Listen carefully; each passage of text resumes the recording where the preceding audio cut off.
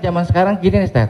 Orang punya kendaraan, kemudian karena nggak punya uang digadaikan mobilnya misalnya, Ustaz, sama orang itu. Itu termasuk itu riba atau gimana? Kalau gadai seperti itu. Imam yang paling tua di antara imam yang 4 itu namanya Imam Hanafi. Meninggal tahun 150 Hijrah. Suatu ketika dia berdiri di depan rumah orang. Ada panas terik, dia berdiri di depan rumah orang. Padahal di depan rumah itu ada atapnya dan ada pohon kayu.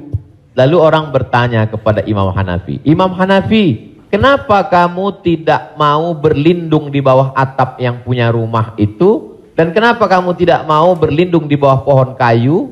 Kan lebih baik berlindung daripada kena panas. Apa kata dia? Saya meminjamkan uang pada orang ini dengan sistem gadai, maka saya tidak mau mengambil keuntungan dari dia. Ayyuma lahmin kullu qardin jarra naf'an fahuwa riba. Setiap gadai pinjaman kalau kita ambil manfaat maka itu berarti riba. Tidak mau bernaung di bawah atap rumahnya karena itu dianggap sebagai manfaat. Jadi manfaat tidak hanya sebagai uang, tapi juga manfaat sampai sekecil itu dia menjaga dirinya. Jadi gadai dalam Islam hukumnya boleh, tapi jangan ambil manfaat dari gadai. Yang terjadi sekarang adalah orang mengambil manfaat dari gadai.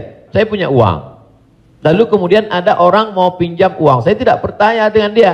Ustadz pinjam uang 100 juta, saya nggak percaya. Kalau Ustadz nggak percaya, ini sawah saya 1 hektar. Ketika dia kasih sawahnya ke saya, maka sawah itu cukup sebagai jaminan. Tapi yang dilakukan orang sekarang adalah sawah itu dia tanam padi, dia ambil hasilnya. Hasilnya itu riba. Maka sekarang orang kaya makin kaya, yang miskin makin miskin. Bagaimana dia mau bisa menebus uangnya? Orang sawah dia dipakai terus dan uangnya diambil. Maka yang punya uang makin kaya, yang minjam makin miskin.